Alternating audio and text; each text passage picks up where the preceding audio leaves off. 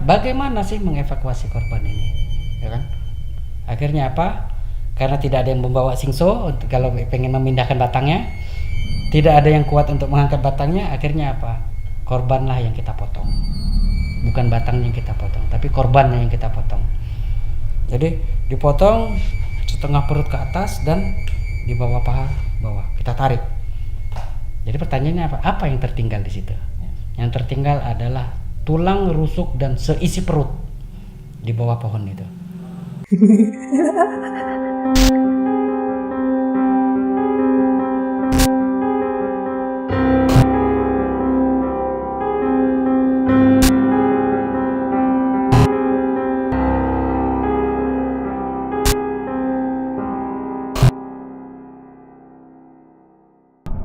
Kemudian 1 tahun saya kelas 3 SMA, ujian lulus, saya langsung keluar dari Bengkulu. Dengan kepentingan pendidikan, saya keluar dari Bengkulu. Saya alhamdulillah diterima di salah satu universitas swasta di Tangerang, Universitas Pramita Indonesia. Kuliah di Universitas Pramita Indonesia pada tahun 2003. Ya, ini udah 1 tahun kejadian, dan itu bumper itu tutup. 1 tahun saya kuliah di Pramita, tidak lagi mengenang cerita itu, tidak lagi mengingat masalah itu, dan semuanya sudah kita ikhlaskan. Tapi akhirnya saya bergabung di kelompok pecinta alam, yaitu Mapala, di Mapala Universitas Pramita Indonesia itu, dengan nama mapalanya adalah Napak Rimba. Di sini mulai teringat lagi, oh saya dulu aktivitasnya seperti ini, oh aktivitasnya seperti ini. Tapi tetap saya lebih aktif di Pulau Jawa dibandingkan di Bengkulu. Hingga akhirnya 2 tahun berlalu.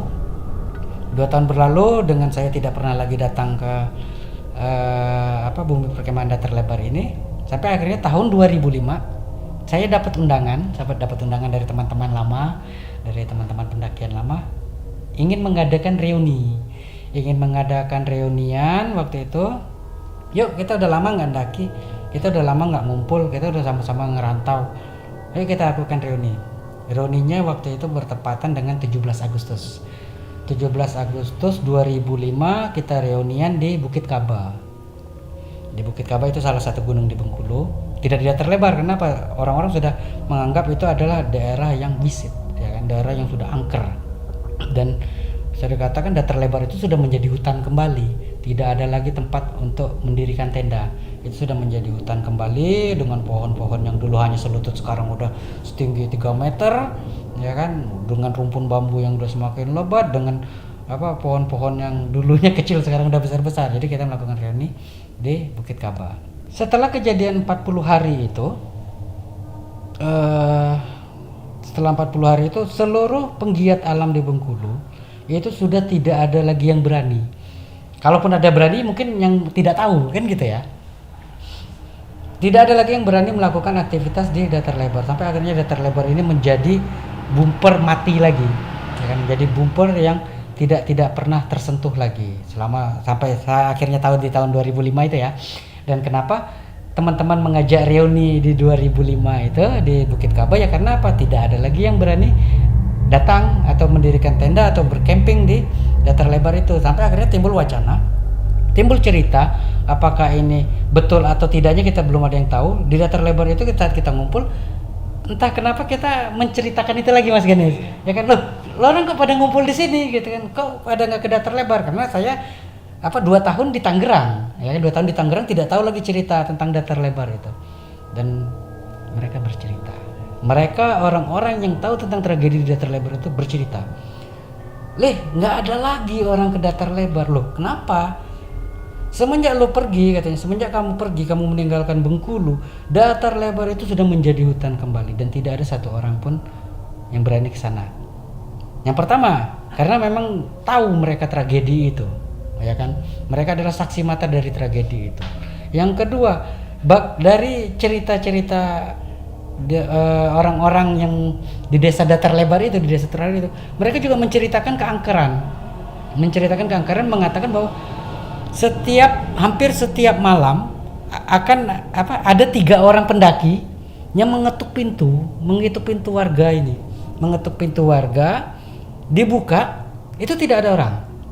Ditutup, mengetuk lagi, dibuka tidak ada orang.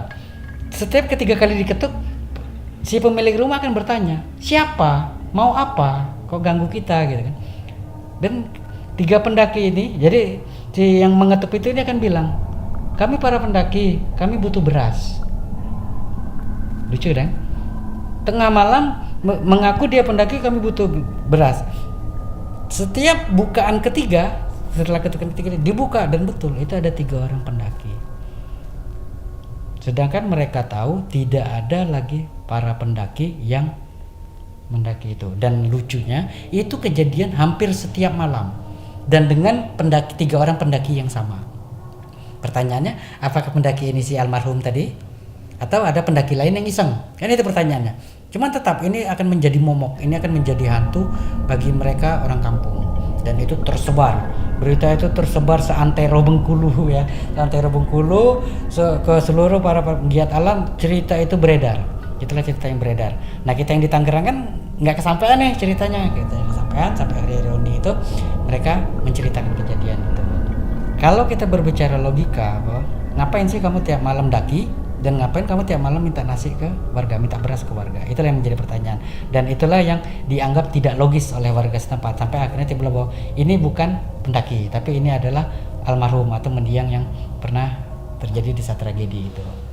Ya, aku teruskan lagi dengan cerita ini tadi, dengan rumor yang beredar di kampung Datar Lebar itu, desa Datar Lebar, dan rumor yang beredar di para pecinta alam.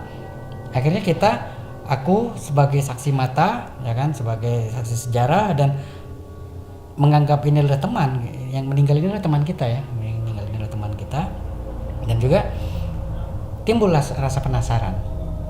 Karena apa? Ini dulu tempat aku main loh, ya kan? Air terjun Datar Lebar ini tempat kita main. Kenapa kita harus takut ke sana? Ada apa? Pasti ada yang salah.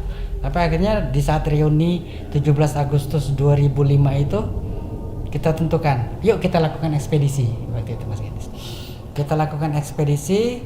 Kira-kira siapa teman-teman yang mau ikut untuk kita buktikan betul atau tidak kondisi ini, ya kan? Apakah ini hanya rumor? Apakah ini hanya cerita yang dibuat-buat untuk untuk membuat Datar Lebar ini menjadi sepi lagi? Ataukah ini cuma cerita dari pemerintah setempat agar Datar Lebar hutannya tidak terganggu lagi?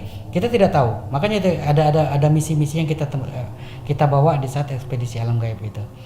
Dan di saat itu di Datar Lebar muncullah 6 nama. Muncul 6 nama yang bersedia dan yang bisa dikatakan siap dan peduli untuk mengekspedisi Datar Lebar. Itu salah satunya saya. Terus ada Irdian, Aldi, Abang Al, dan Ferry. Nah, Ferry dan 1 orang wanita yaitu Septi. Septi ini adalah salah satu alumni dari SMA Negeri 4 yang tadi kejadian itu ya, yang si korban ini dan masih temannya.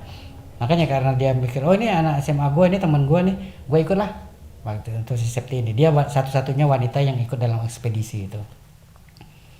Dah, kita tentukan tanggalnya kurang lebih 1 minggu setelah 17 Agustus kalau nggak salah itu ya.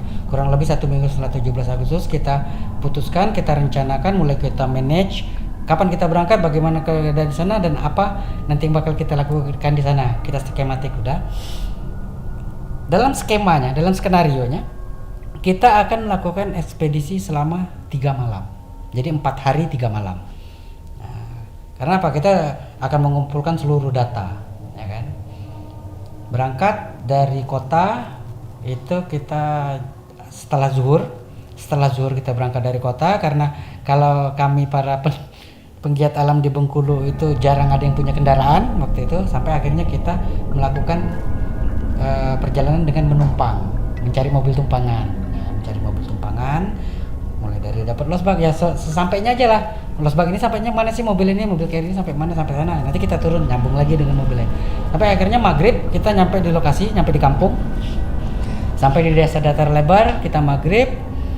Sampai di sana mulai kita mencari informasi di kampung dulu, kita mencari di desa sekitar dulu. Dan benar seperti rumor yang beredar, itulah tadi rumornya itu. Dan bahkan mereka menambahkan, katanya setiap jam 12 malam itu kita akan selalu mendengar langkah derap, langkah orang berjalan melintasi kampung mereka itu.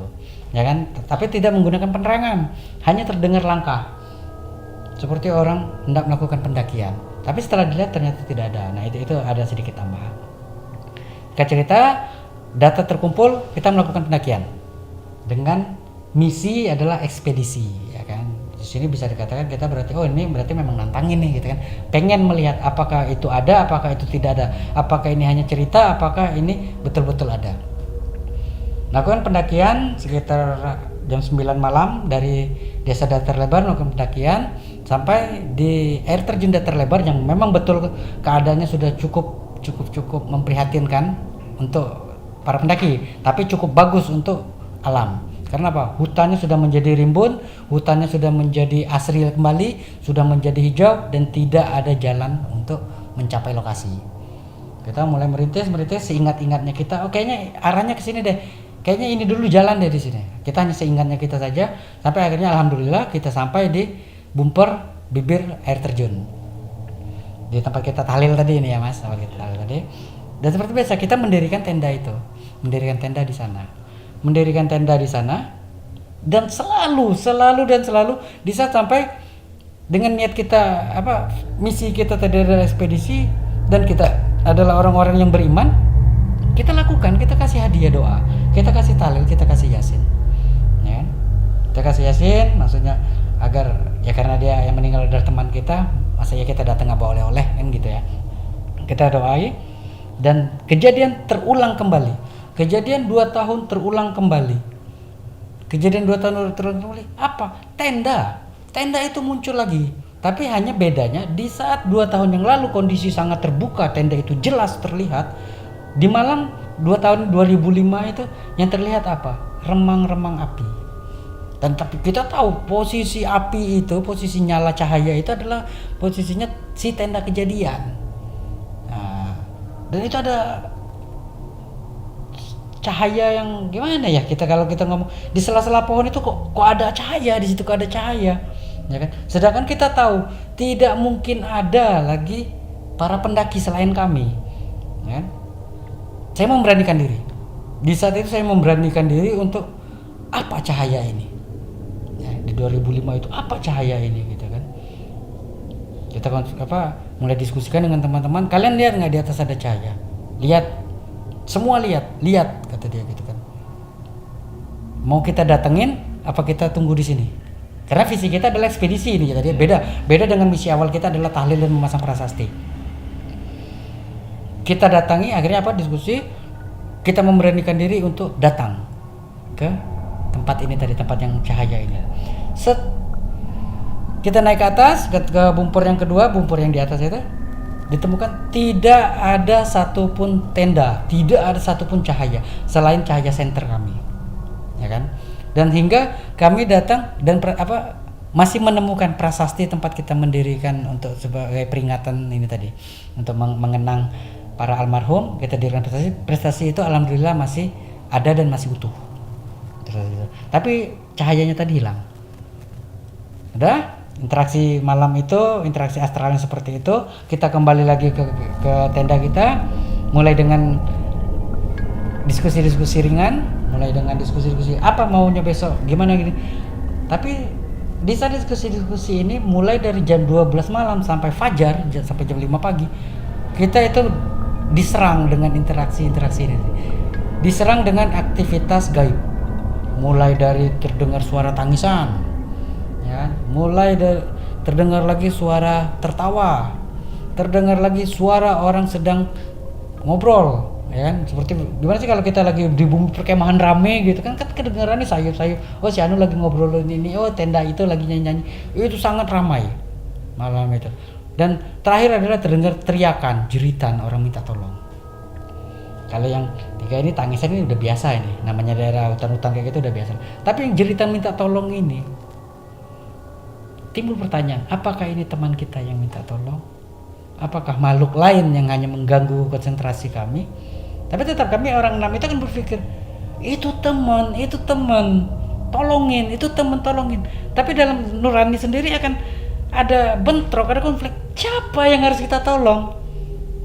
Ini gaib. Bagaimana kita menolong gaib ini? Kita tidak ada yang tahu saat itu. Kalau bentuknya kasar, kita bisa tolong. Kita bisa tanya apa dia yang mau. Tapi kalau bentuknya gaib, kita nggak tahu ya Mas. Mau apa yang mau kita tolong. Sampai akhirnya pagi jam 6 kita sarapan, mulai bercerita, diskusi lagi. Ya kan? Diskusi lagi sampai akhirnya timbul perkataan, ini mau diteruskan atau tidak. Karena apa? Waktu itu kebetulan saya leadernya dan saya melihat psikis dari teman-teman tim ini sudah mulai terganggu dengan serangan selama dari jam 12 sampai jam 12 malam sampai subuh itu tadi, psikisnya sudah mulai terganggu. Kita sebagai tim lead harus tanya dong, ini mau diteruskan apa enggak. Akhirnya apa timbul dari teman-teman, tidak kuat, kita mundur, cukup 1 malam. Jangan sampai nanti di saat itu yang kita prediksikan adalah jangan sampai nanti kita diganggu dengan psikis seperti ini, kita yang menjadi korban. Karena apa? Ini udah menjadi hutan belantara lagi, ini bukan bumper lagi, ini udah nggak layak untuk ditempatin. Itulah akhirnya misi itu yang kita bawa pulang ke rumah, cukup dengan 1 malam dengan cerita itu. Yang penting dalam dalam misi kita sudah terbukti si almarhum masih ada. Dan ini kejadian berturut tuh. Ini udah kejadian ketiga. Kejadian 7 hari, kejadian 40 hari, dan kejadian setelah 2 tahun. Ini udah 3 kejadian ini, dan ini bukan main-main, Mas. Di saat kamu melihat gaib itu yang tidak kamu kenal, kamu akan cuek. Ya kan, masa bodoh, gua nggak kenal sama lo. Ya kan? Tapi di saat si gaib ini adalah teman kamu yang kenal dengan kamu dan akan menegur kamu, apakah kita bisa cuekin? Miris kita di dalam hati tuh astagfirullahaladzim, kok temen gue belum nyampe ke surga, kok temen gue belum nyampe ke atas, kok masih nyangkut di sana temen gue. Udah 4 tahun ini gue tinggalin. Di seberang itu ada 3 orang sayup-sayup terlihat ya, samar-samar terlihat.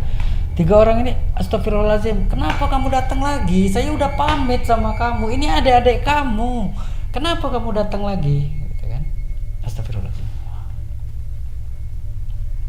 Jadi kalau saya ceritanya sampai salah, habis saya.